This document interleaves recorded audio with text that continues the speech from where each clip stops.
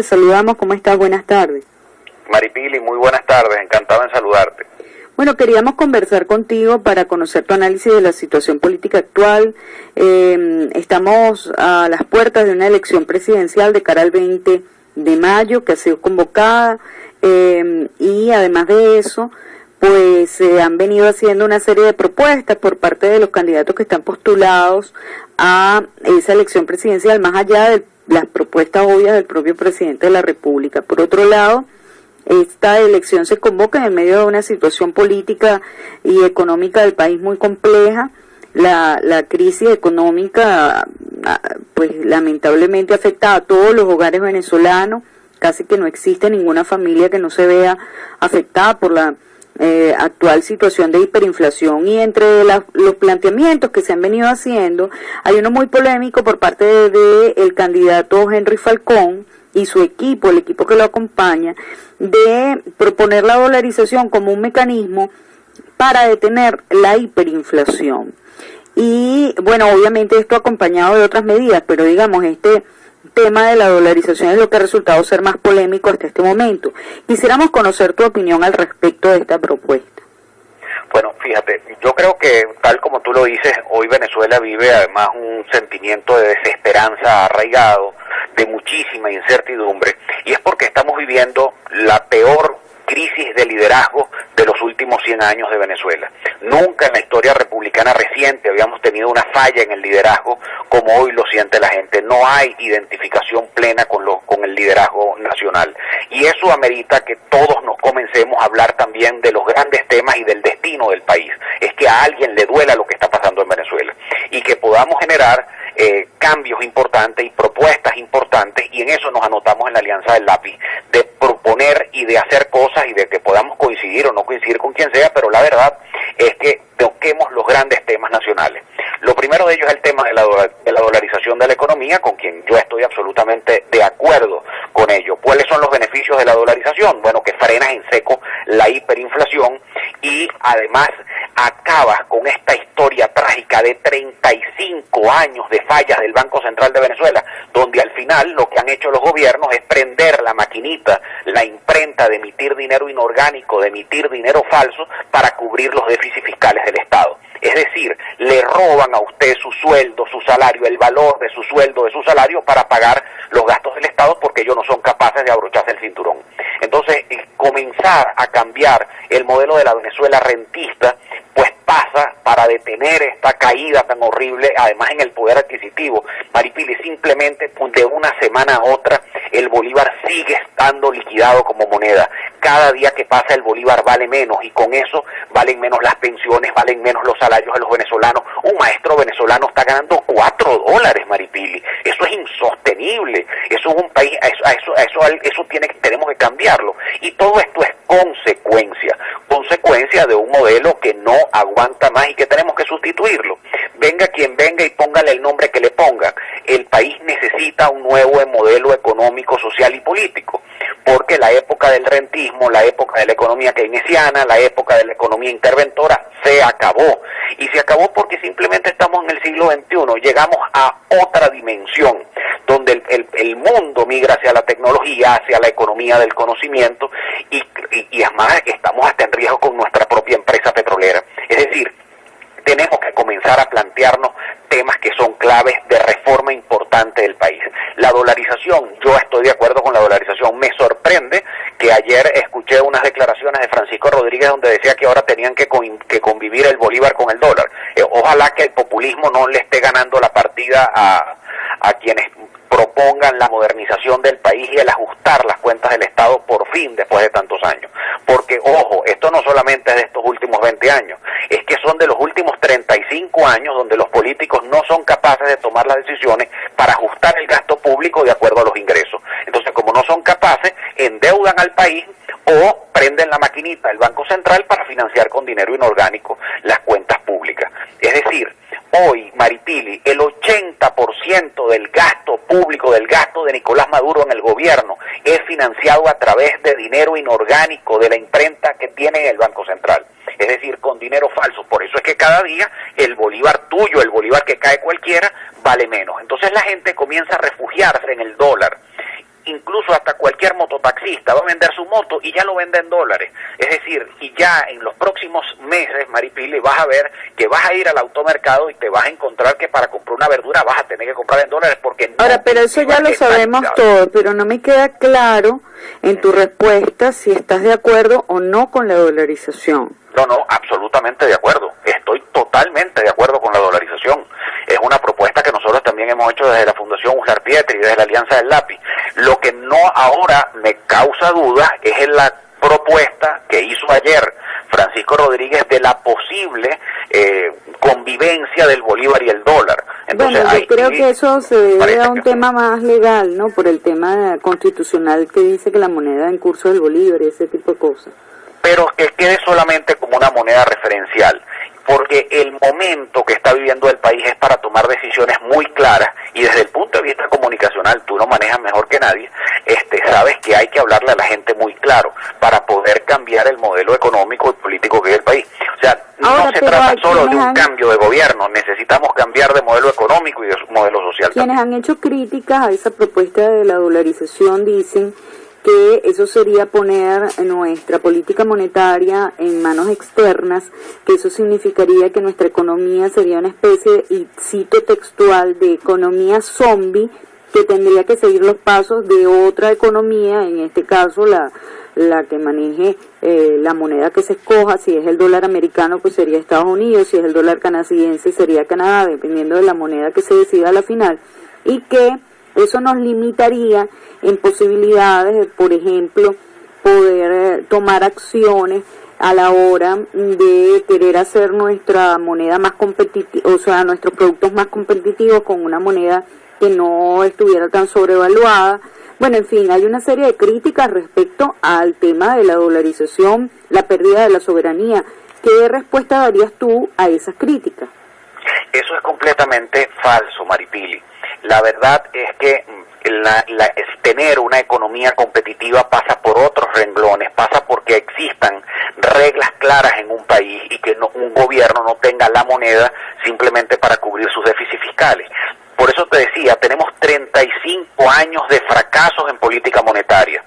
Yo creo que esto es una medida dura, sí, es una medida dura, pero es una medida que va a proteger definitivamente el ingreso de los venezolanos y va a permitir también que los empresarios puedan tener cartas de crédito abiertas en todas partes del mundo, porque su moneda original también va a ser el dólar. Es decir, tú te imaginas, mira, Venezuela ha tenido la peor fuga de capitales de la historia del mundo. Hay más de 300.000 millones de dólares fuera. Ahora, ¿por qué? Porque también, no solamente por la corrupción y todo lo que tuviera, sino también tienes el tema de que no hay nada más cobarde que $1 millón. Es decir, que es que nadie va a traer y nadie va a cambiar ahorita un dólar por un bolívar. Y es que es darle reglas de juego claras a la gente. ¿Tú te imaginas este país con una apertura económica donde sea igual tener un dólar en Miami o tenerlo en Caracas? Evidentemente se abrirían unas posibilidades de desarrollo extraordinario. Experiencias se tienen. Por ejemplo, la experiencia del Ecuador es una experiencia exitosísima. Cuando se dio el proceso de dolarización de Ecuador, no solamente creció el sector petrolero, sino a la par del sector petrolero también iban creciendo los otros sectores de la economía. ¿Por qué? Porque nadie saca y fuga su capital protegiéndolo apenas termina un negocio, sino que simplemente sigue reinvirtiendo porque hay reglas claras en el juego económico.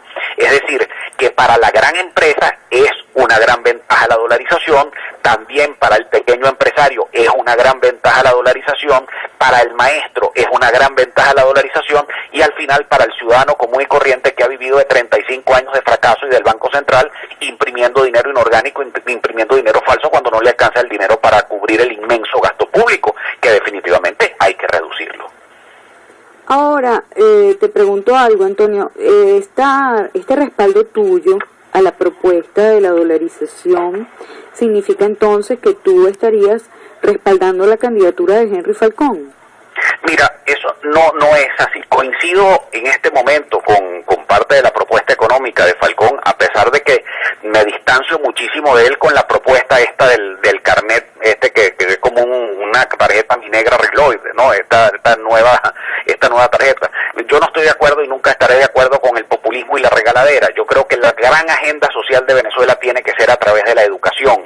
Y es que mientras tú educas a la gente gente la vas liberando. En cambio, mientras vas regalando, estamos haciendo más de lo mismo, y eso me distancia muchísimo de la propuesta de Falcón. Así como coincido con él en qué cosa, en que Venezuela tiene que ir a votar, sí, necesitamos rescatar el voto en Venezuela. Coincido con el señor Falcón en el tema de la dolarización, sí, pero me distancia muchísimo el tema del populismo. Y la candidatura de Falcón no surge tampoco de un gran consenso nacional ni de un proceso de consulta, sino de un atrevimiento de Henry Falcón de lanzarse él. Bueno, él tiene el gran reto de demostrarnos a los venezolanos que su candidatura realmente es viable y que este proceso de elecciones de mayo es viable. Bueno, yo pero la verdad más bien por un diferimiento, Maripili. Pero espérate un momento, no es cierto que la candidatura de Falcón surgió por un atrevimiento de él, o sea, él estuvo dentro de los precandidatos que se postularon en la oposición, que habían varios, por cierto, estaba Claudio Fermín, estaban varios, y insistió en la importancia de que la oposición escogiera un candidato único, que después la oposición decidió no escoger ningún otro candidato es otra cosa, pero eso no, tampoco es real, que fue un día que Henry Falcón amaneció y se le ocurrió lanzarse a la presidencia, porque ahí hubo un proceso que viene incluso desde el año pasado, de mucha gente diciendo que había que escoger un candidato único. Sin duda alguna hay mucha gente que siempre manifestó su aspiración, pero en este momento tan difícil, donde se ha perdido muchísimo la credibilidad en el voto, ese viejo adagio romano tiene hoy mucha validez. La novia del César o la mujer del César no solamente debe ser honesta, sino que tiene que parecerlo. Entonces yo todavía le doy algo de dudas al tema, no lo rechazo de manera de plano, pero sí me causa todavía muchas dudas, y yo creo que hay todavía mucha tela que cortar. Uno, el tema de la cumbre de Lima y cómo la comunidad internacional va a recibir el proceso electoral del 20 de mayo. Segundo, aquí incluso vino un senador norteamericano, un senador demócrata que tuvo reuniones tanto con la oposición como con el presidente Maduro, hablando también de un diferimiento electoral. Es decir, todavía las reglas de juego parecieran no estar tan claras, Maripili.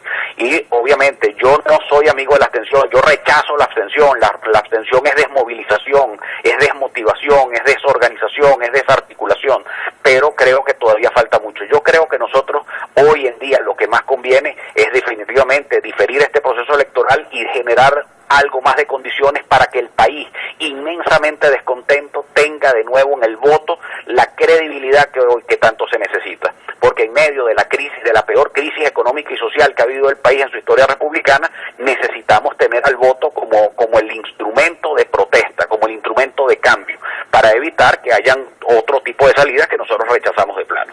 Ahora, pero fíjate una cosa, Antonio, yo cuando entrevisto a personas de la oposición, de verdad a veces no logro entender sus planteamientos, porque pareciera que hablaran sobre la base de un mundo ideal y no sobre un mundo real. La política es el arte de mejorar las cosas del mundo real, no del mundo ideal, porque si fuera del mundo ideal ya estarían bien. Entonces, ¿a qué me refiero? Bueno, hay sectores de la oposición que dicen que no se debe ir a votar ahorita porque se tiene que postergar las elecciones, porque tienen que haber otras condiciones, no sé qué. Bueno, ese es el mundo ideal. El mundo real es que hay elecciones el 20 de mayo. El mundo real es que las elecciones ya fueron incluso pospuestas porque iban a ser en abril y ahora van a ser en mayo. Ese es el mundo real. Si hay sectores de la oposición que siguen en su casa deshojando la margarita, esperando a ver si de repente, no sé, el Espíritu Santo abre el cielo y ilumina la cabeza de no sé, de los rectores del Consejo Nacional Electoral para que cambien la fecha de las elecciones. Bueno, el que quiera hacer eso que lo haga, pero la realidad es que faltan un poco más de 40 días para las elecciones. Entonces cuando tú dices, es que todavía falta mucho para eso, yo no sé qué llamas tú mucho, pero 40 días es nada para una elección presidencial. O sea, o corren o se encaraman, porque si por esa vía, yo te digo, yo siempre digo, y lo repito, yo creo que la dirigencia opositora son los mejores amigos de Nicolás Maduro, porque hacen todo lo posible para que Nicolás Maduro vuelva a repetir como presidente con esas orientaciones totalmente divididas, unos jalan para un lado, otros jalan para el otro, o unos dicen que hay que votar, otros dicen que no, otros dicen que hay que crear un frente amplio, otros dicen que hay que llamar a los gringos. Por cierto, que Donald Trump acaba de anunciar ya que no va a la cumbre de Lima, o sea que esa cumbre de Lima que se suponía que era una cosa importantísima para el respaldo de los sectores opositores para Venezuela, bueno, ya ni Donald Trump va a ir. Entonces, bueno, en fin, no sé, yo siento que hay dirigentes opositores, quizás no todos, porque ahorita hay varias oposiciones, pero hay dirigentes opositores que de verdad piensan que el país es como que diferente, como que están esperando que suceda algo por obra y gracia del Espíritu Santo y no por la acción política de generar las condiciones para algo. No sé si me estoy explicando en el planteamiento. En que yo coincido plenamente contigo, en que muchos dirigentes de la oposición, uno cree que todos los días trabajan es para que Maduro se quede, eso no tengo duda, en eso coincido contigo. Hablando un poquito de eso que tú llamas el mundo real. El mundo real es que todavía el Consejo Nacional Electoral no sabe si las elecciones municipales van junto con las elecciones presidenciales o no van. Con los diputados regionales todavía hay fallas técnicas dentro del mismo Consejo Nacional Electoral que no sabe si van o no van. Porque este país se convirtió en una fábrica de incertidumbre. Los regionales sí se inscribieron. Los diputados regionales sí se inscribieron. Se inscribieron, pero todavía hay problemas de fallas técnicas, incluso dentro del mismo CNE. Es decir, tú tienes una cantidad, hablando de ese mundo real, Maripili, que es que permanentemente aquí hay un estado de incertidumbre que tú no sabes en qué va a parar esto.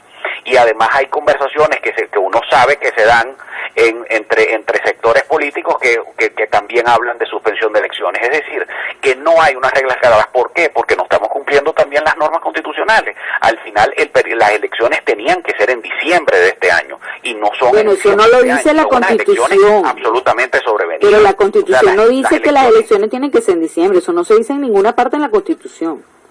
Bueno, pero el proceso constitucional tenía que ser en diciembre porque en enero es que entrega el presidente de la República. Pero eso lo dices tú, pero no lo dice la Constitución. No, pero la Constitución establece que es un periodo de 5 años.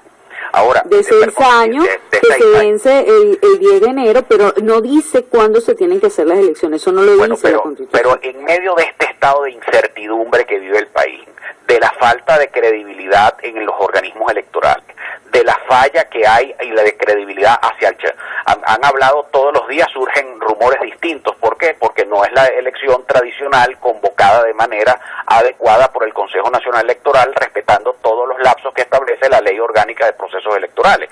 Eso no lo hicieron a los empujones. Y bueno, eso causa muchísimas dudas, muchísima incertidumbre, y por eso es que hoy te estoy diciendo, falta mucho para el 20 de mayo, porque pareciera que como no estamos en Suiza, como dijo el señor aquel, es que todos los días pasa algo distinto en Venezuela. Entonces, yo con relación al tema político te ratifico, yo no soy amigo de la abstención, pero todavía tengo muchas dudas sobre ese proceso electoral que supuestamente va a ir el 20 de mayo. Y todos tenemos muchas dudas, y así están. Tú ves incluso a los propios números de las encuestas, porque yo también revisé data análisis, y hay un importante, y varianzas también, y hay un sector importante, más del 20%, que decidiría además las elecciones entre Falcón y Maduro, si es que se dan esas elecciones, que todavía tienen incertidumbre si el proceso electoral va o no va, y si tú vas a votar o no va.